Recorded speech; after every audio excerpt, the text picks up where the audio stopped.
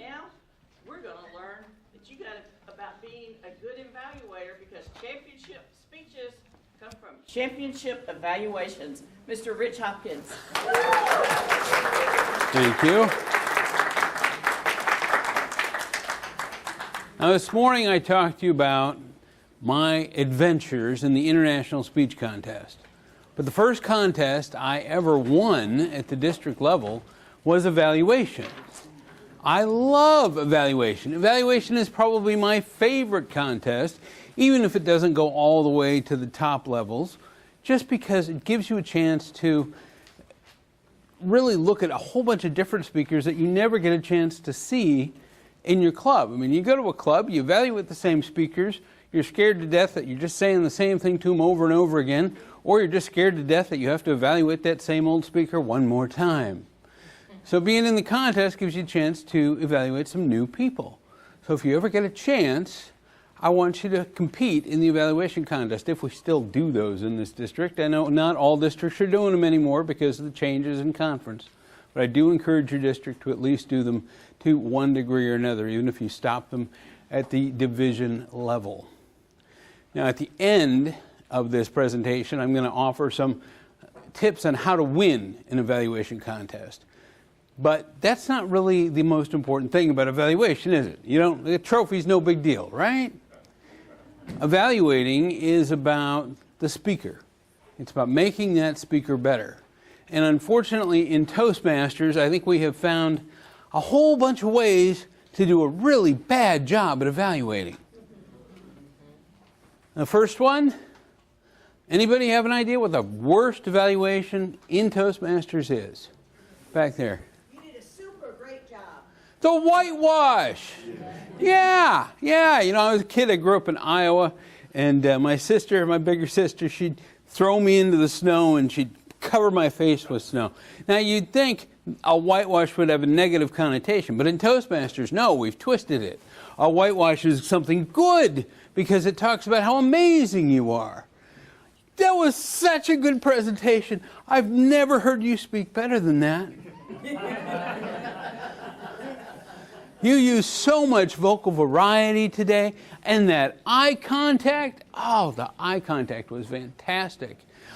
You're just so good. I can't think of anything I would do to make it better. Oh, thank you so much for not helping me one little bit. I just don't understand why. Okay, there are some reasons we give whitewashes, and I'm going to talk about that a little later, but still, most of us are experienced Toastmasters. If you're here at the conference, how many of you are here for the first time? This is your brand new. Just a few of you. So most of us were very experienced in Toastmasters because we've at least been to one of these before. There's no need to just get up and do a whitewash. No matter how good the speaker is, there are always ways they could do something better, or at the very least, different. Anybody else have an idea of a bad evaluation approach?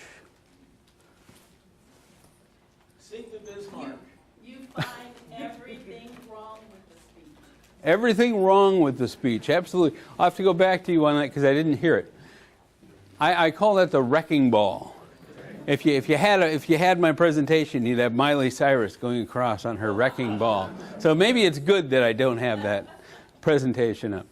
But when I was in Toastmasters at the very beginning in my club in Salt Lake, we had this lady. She's probably in her mid-60s. British accent. I'm pretty sure she was probably from England. I don't think she was faking. But she would destroy you as a speaker. Which was fine for me. I could take it. A lot of us can take it. But when you paired her up with an icebreaker, that's not good. And that's a little bit on the VP Ed. But at the same time, we lost a member because of her. And we had to talk to her. And we, from that point, made sure that she only got matched up, well, pretty much with me, because I'm the only one in that club who could take it. Be careful about focusing so much on what people can do better that you forget the rest of the evaluation. I know it's good to try to look smart when you're up here evaluating. You want to make yourself look good, right? But really it's about them. My rule of thumb with an evaluation is that I want the speaker at the end of my evaluation to feel like they can't wait to sign up to give their next speech. And if you're going with the wrecking ball approach, that's not going to work. So all good, all bad, nah. Try to be somewhere in between. Where'd the other guy go? I just redundant. Sink the Bismarck. It was the same as the wrecking ball. Oh, okay. All right. Sink the Bismarck. Got it. I was thinking sync like with cameras and sound. So I'm totally in the wrong venue. All right. One for me is the hijack. You ever seen somebody hijack a speech? Yes. Oh, I loved your speech about your vacation. I remember when I went to Hawaii. And then you get 2.5 minutes, if you're lucky they stop on time, about their trip to Hawaii. Because they either can't think of anything they want to review you on, critique you on, and they don't want to give a whitewash, or they're just so interested and involved with themselves that they go off with their own story, because we love to speak. It's why we're here. On the other hand, if it's not a hijack, sometimes it's just a review.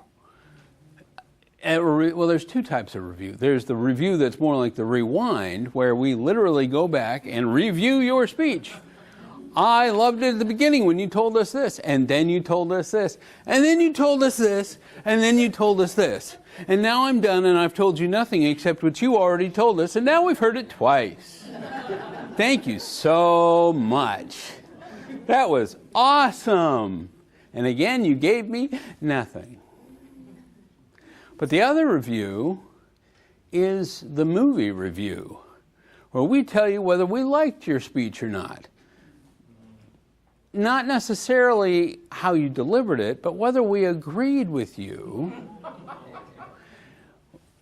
Sometimes we'll do a rebuttal in the middle of that speech, of that evaluation.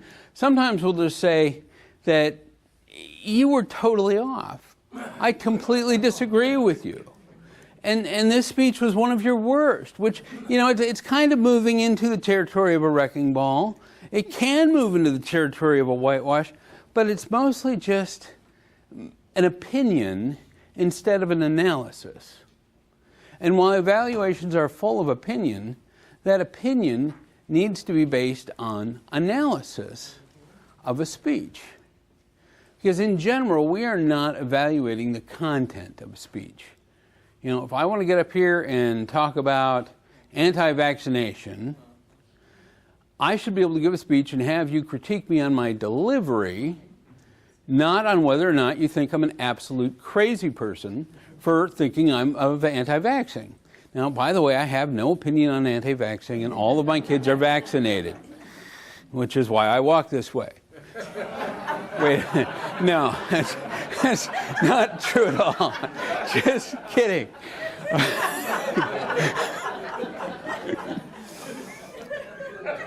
I've never put that into this speech before.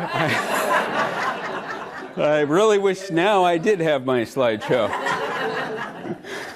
It's not meant to be a critique of the content. It's supposed to be a critique of their delivery. So keep that in mind. Now, you might have somebody who wants you to critique the content a little bit more. If it's a contest speech, you're going to talk a little bit more about content. But even then, you want to focus not on what they're saying, but how can they say what they're saying better, differently. So. Okay, so one sub-note, I agree with you totally, except sometimes you do need to do a little bit of comment on the context as far as organization. Does it flow from thought to thought? But that's not on the content. That's on the organization of the content. That's not saying, I didn't like that you talked about this and this and this. You're saying, I don't like the fact that you talked about this before you talked about this. Could you consider talking about this first? So you're focusing on organization. So you're wrong and you're right. That's awesome. Win anyway.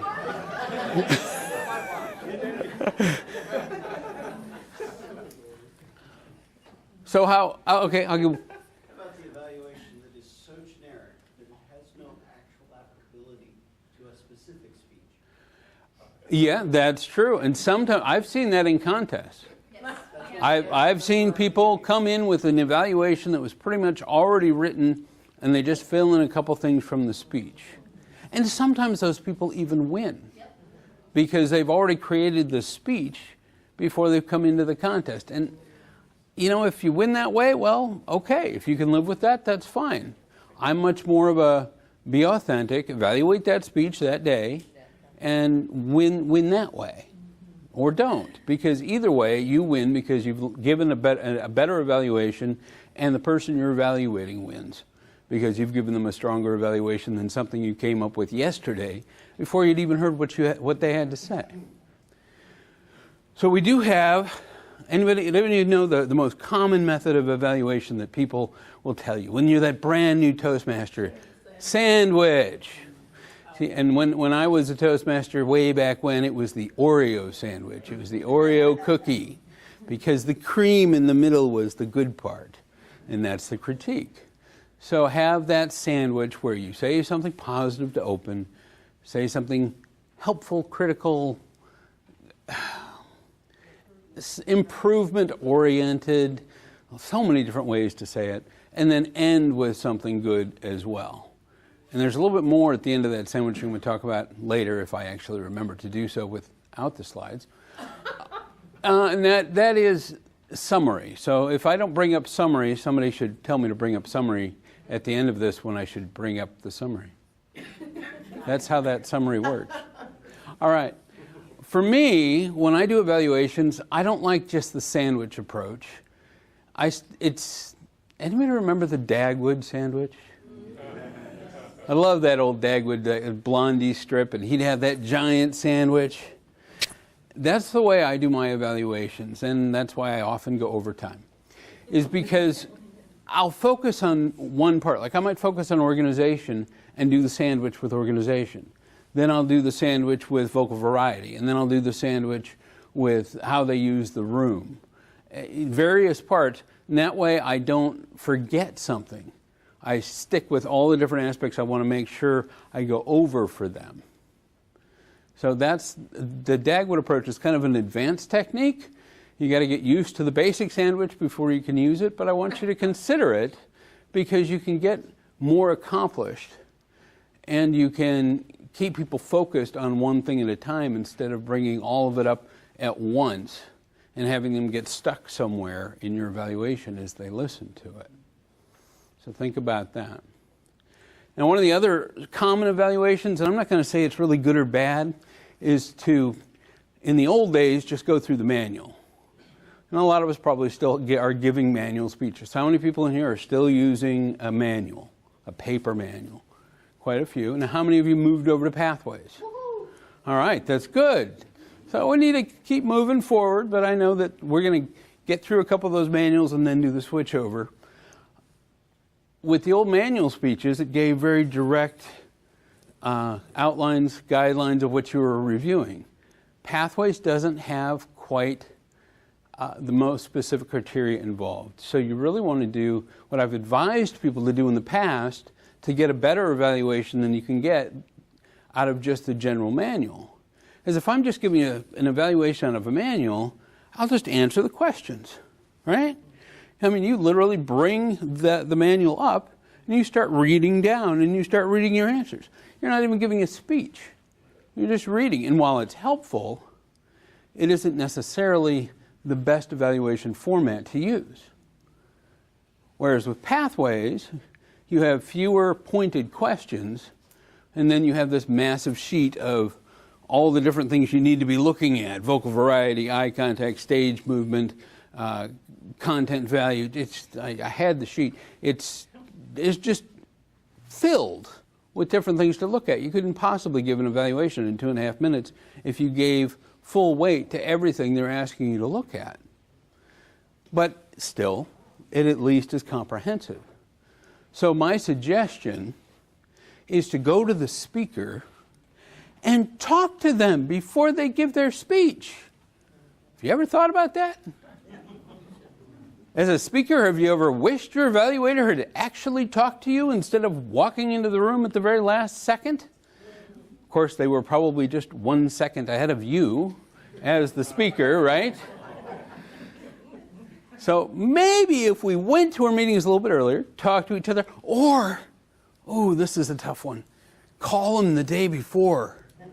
Or email them the day before and say, hey, I'm your evaluator tomorrow because I signed up not tomorrow, an hour before the contest, the meeting. I signed up today, or I signed up last week because I'm a real go-getter, and I want to know what you want me to look for. What does your project call for?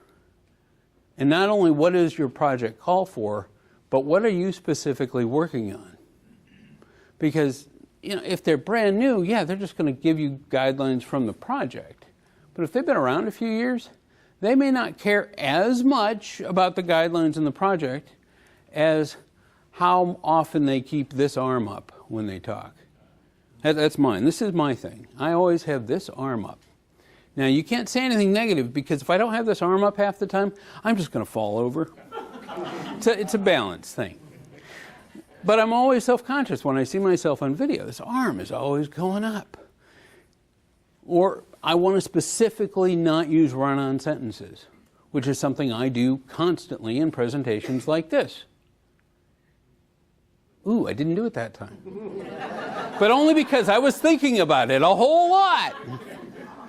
So what does your speaker really want you to focus on in order to give them the best evaluation, not for you, but for them?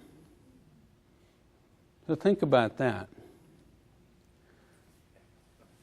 Now, what are some of the worst evaluations you've ever gotten?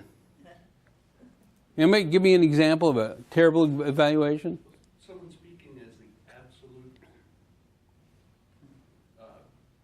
knowledge or base for it, as opposed to what their opinion or how it made them feel. I am the authority, and this is what you should have done. You should have said this. You should not have done that. Don't do this. And absolutely do that. It happens all the time because, yeah, we want to feel authority when we're up here because we're scared to death that we're just being ignored most of the time when we evaluate. Because as speakers, half the time we're sitting there ignoring what the evaluator's telling us, right? Because we're thinking they don't know us, they don't know why I did that, they're just up there evaluating. Okay, I've done that a few times in my life. I admit that. But if we get the two people together, that won't happen as often. The key to remember is that, yes, it's just an opinion. Keep it that way while you're up here. It should be an opinion based on analysis, as I said earlier. But keep that in mind. You are only giving your perspective. You're not speaking for the audience. You're not speaking for everybody else in the world. You're only speaking for yourself. So when you say they should have used the stage more, the person next to you is probably thinking they used the stage too much. You watch these international speech contests, and after they announce the winner, everybody thought they were the best. But right before they announced the winner, the room was really divided on who they thought was going to win. It just that's why you get confirmation bias when you get the contest afterwards and you see who won. You're like, oh yeah, they were the best. Absolutely. There are the outliers. Oh no, that person who didn't place, yeah, Rich was great. I'm hoping there are people that thought that, at least. I did at the World Championship in 2006 when I took third. Had a lady come up to me and say, "Oh, Rich, you did such a great job. I had you third."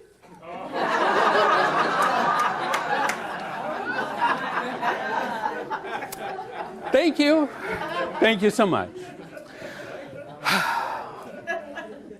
We all have our own perspective. You had a comment?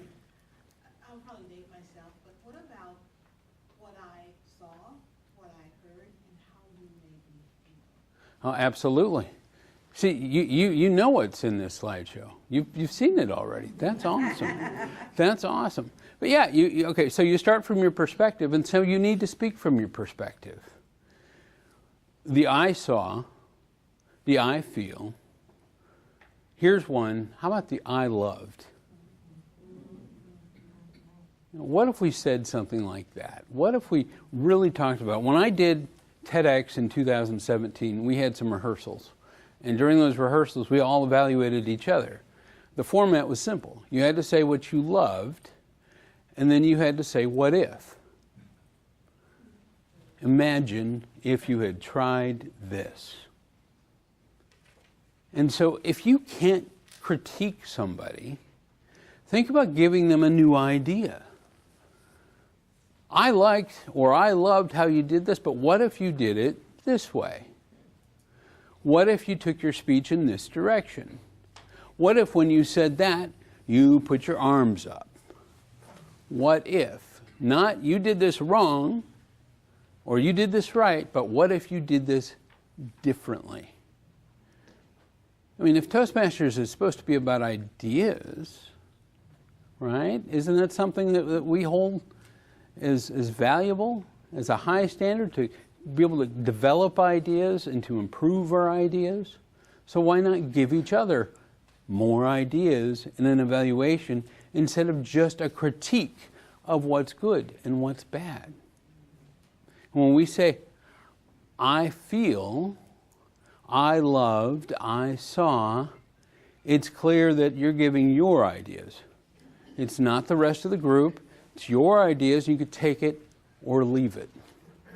The first time I competed in 2006, I worked with Randy Harvey, the 2004 world champion, and David Brooks, the 1990 world champion. And there was a part of my speech where I opened talking about my 3-year-old daughter jumping on the bed to wake me up and sticking tiny fingers up my nose. David Brooks thought that doing the tiny fingers up my nose was too graphic and it would make people upset. Randy Harvey thought it was fantastic. Okay, so you get 2 world champions giving completely opposite opinions. Their opinions. So it's important to remember that as an evaluator, it is your opinion, but it's even more important for you to remember as a speaker that it's only their opinion. And it is up to you to take that opinion and decide whether or not it's going to work for the way you speak, for the situation you're in, the audience that you have, and go up there and do what you choose to do and own it. I went up there, fingers up my nose, and I owned it. And that's probably why I only took 3rd. At least that's what David Brooks says. But that's all right. That's all right. So, yeah, keep yourself in that. Now here's another thing I want you had a question, I think? For somebody over there, I saw a hand. I didn't see a hand. Okay. That means I have to keep going. You're seeing things. Am I saying things? Don't just tell people. Show people. When you're giving an evaluation, if you're telling somebody to use more vocal variety, use vocal variety in your evaluation. You know, I really wish in that speech, who's it? Where's our humorous winner? Is she here today? Hey, I loved your speech. I thought your speech was fantastic. I was back there critiquing it, just so you know, because I wasn't a judge. So I was doing speech coaching. So I'm going to use you as a guinea pig. I hope you don't mind, because you've already got the trophy. What I say doesn't matter. So you're in there and you're talking about how angry she was. And she was fueled by this and fueled by that and fueled by that and fueled by the whiskey. And what I would have done was, she was fueled by this and fueled by that and fueled by this and fueled by the whiskey. It's not better, it's different. Different ways to do things. But you see what I did is I didn't tell her, you know, instead of yelling all that, all of it, maybe if you just yelled it, and then at the very last minute done an aside. Is that as powerful as showing her like I just did? Show people what it is you're talking about. If you're talking about somebody and they're using a timeline, and this is when they were born, and this is when they lived most of their life, and this was the end of their life. And then you get up there and you say, you know, that works well for you, but for the rest of us, you really should be born over here. Because this is the way we see things. We read left to right. And so you should be born here, and you should live here, and you should die here. Not trying to make an editorial comment or anything. Show them how to use the stage. Show them what arm movement you want them to make. Show them what arm movement you don't want them to make. You know, like the whole climb the ladder. Oh my goodness. That's one of my big pet peeves. Don't climb the ladder in a speech. You're not a mime. You get to talk. You're not stuck up here on stage. Show people what you're evaluating. And that way they're going to remember it more. And guess what? That's going to help you in a contest too. Anybody give best evaluator ribbons around here in their clubs? Or good, we're in a judgmental part of the country. That's fantastic. So many things I see on LinkedIn and Facebook like, oh, we don't give ribbons, everybody's a winner. Well, yeah, I believe in that. I'm the win anyway guy, but I still want a ribbon every now and again. So I had a hand over there. Yes, sir. The information you're giving is really good. But No. My concern is for the new Toastmaster who doesn't feel that they have those skills to say use more vocal variety and demonstrate it. right. And how I can use all this stuff. I'm fairly proficient, been around for a while. But I am concerned about how you translate this and help a new Toastmaster use these techniques because you're speaking from experience and they don't have it yet. So help. Thank you for reminding me of a whole section of my speech that I'd forgotten to give. Why don't we give good evaluations? Part of the reason is because we're new. We're scared. We think we don't know anything. I get evaluations in my club from people who've been around a long time. And you know how they always start? You're a very good speaker. Or, oh, I hate having to evaluate Rich. Well, come on, it can't be that hard. I made up the speech in the car as I drove here. You have no idea how bad this speech is.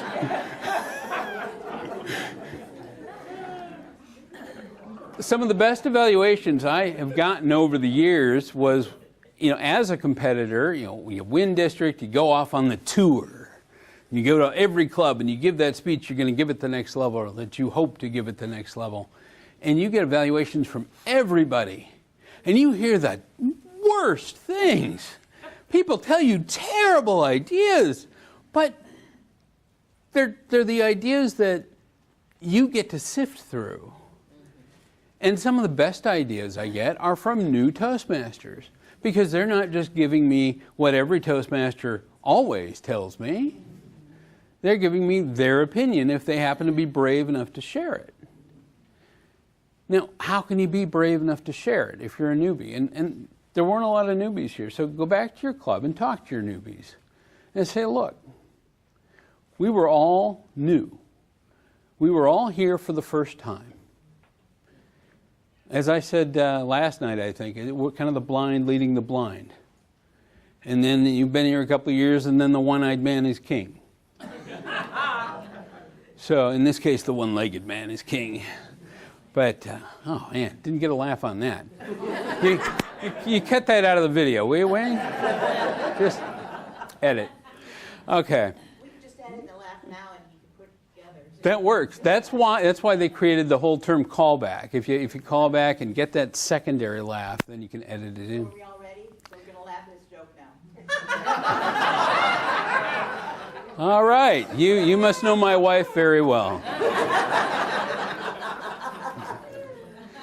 Where was I? I was talking about how if you're a new Toastmaster, your opinion matters. And it's not a matter of whether you have a right opinion or a wrong opinion, because it's not a right opinion or a wrong opinion. It's your opinion. It's your analysis. I could disagree with a new Toastmaster as quickly as I could disagree with an old Toastmaster. It's my job as a speaker to discern how I feel about the feedback I get. It's your responsibility to give feedback. And as a new Toastmaster, if anything, you're going to evaluate the speaker in a way that they don't get evaluated very often, because you haven't been indoctrinated yet. You don't know all the things you're supposed to say. You're just hopefully going to say what you actually felt. So take that as a challenge. Challenge your new Toastmasters to get up there and just say what they want to say, and challenge your speakers to be able to take it and to value it, because it takes both sides. Evaluators are scared because they're scared of the speakers, and they're scared of the other people in the club, thinking, oh, they're not going to think I'm right. They're not going to value what I have to say. So you have to put those newbies at ease. And that goes into my speech this morning. Be a leader. Lead your new Toastmasters to a place where they feel safe as an evaluator. Can I answer your question? Yes, sir. Thank you very much. Excellent. You had a question in the back? What if you have to evaluate a speaker who didn't bring their forms, their evaluation forms, and you weren't proactive enough as an evaluator to call them the day before? That never happens. People always bring their manual. Is that an Alabama thing? Oh, it's a Florida thing. Okay, we understand now. Yeah, no, that happens all the time. If anything, it happens now more on pathways, because you have to print out your guidelines. You have to print out everything if you want to have anything in paper format. Your club can have generic feedback forms in their little box that should cover just about every instance, and then take the 30 seconds you have before the meeting starts to ask your speaker specifically what they want to be evaluated on. If you don't have forms in your club, use the back of your agenda and just lay out, I want to make sure I cover this, this, this, and this.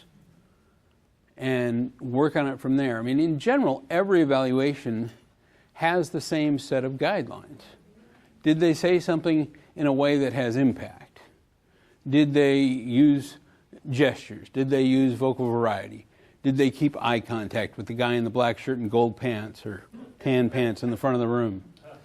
You know, what parts of general speaking did they use? And then anything more advanced than that comes from your discussion with the speaker. Does that answer your question? Yes. Good. Kim, We have a club that I visited recently that's developed a little half-page evaluation form that they pass out, just like their agenda and who to vote for, or I mean, the voting thing. Right. Excuse me. But, and they encourage all of their members to do an evaluation of the speakers. However many speakers they have, they pass that out. okay, fantastic. I've been in clubs like that. I've been in clubs that I've recommended they do that, and they go, we're too green to do that. So, you know, it depends on what your club culture is. So, one last question real quick. Well, I saw her hold up the green card, so I'm mentioning summary, so you can do the summary before you summarize. Ah, that's good. That summary is part of where I'm going next with the contest. I promised some contest tips. And summary is one of the biggest content tips, or one of the biggest contest tips. Because if you've ever looked at the evaluation scorecard, summary is 10 points. And yet most people don't use a summary when they actually evaluate. They just say what was good, they say what was bad, and then they say something else that was good. And how do they end it? I can't wait to see your next speech. Even if you're lying. So summarize all the points at the end of a contest speech to make sure that even if your evaluation overall wasn't as good as everybody else's, you're going to get more points because you actually remembered all the criteria. That's why I always wear a suit, even at club, in any competition, because in the international, how you look is actually judged. Humorous? Nobody cares. So I like the humorous speech contest too. Now, the other two ideas I have in terms of keeping it ready, keeping it a contest evaluation competitive, is using humor. If you can get your audience to laugh, and especially if you can get that speaker to laugh at something they did, those judges are going to love you. Judges love it when you make the audience laugh because they know the audience is involved. They see the speaker. They see that you've connected with the speaker. So find humor, if at all possible, when you evaluate. And then the last one goes back to the ideas. Give your speaker an idea, but not just any idea. Find the idea that out of all the other contestants, only you would have that idea. It's so personal to you and the way you see things, the way you speak, based on all of your experiences, that no other evaluator could come up with that idea. Because how many evaluation contests do we see where we hear the same thing? Evaluator after evaluator after evaluator. So if you can come up with that unique piece of advice, that unique thought, that's going to stand out. It's going to be more powerful. And oh, by the way, it's going to help the speaker. Because that is, at the end of the day, how we have a championship evaluation is by creating championship speakers. Even if they're not going for a trophy, they're just going for a championship of self-esteem. They're just going for a championship of being able to talk to their kids, be able to talk to their fellow employees, be able to talk to anybody. Because when we in Toastmasters feel more confident, more comfortable, based on what we have been told in these safe walls that we have, we become champions out in the real world. We become the people that other people look to give a speech at the last moment, to lead a prayer, to lead an invocation, to teach a class at the last minute. We become that go-to person. We become a champion in the eyes of the world. And then hopefully we can look in the mirror every morning and go, I'm better. I'm better because of what I heard last night about how I wasn't so great. But today I can be better because of what I heard. Thank you.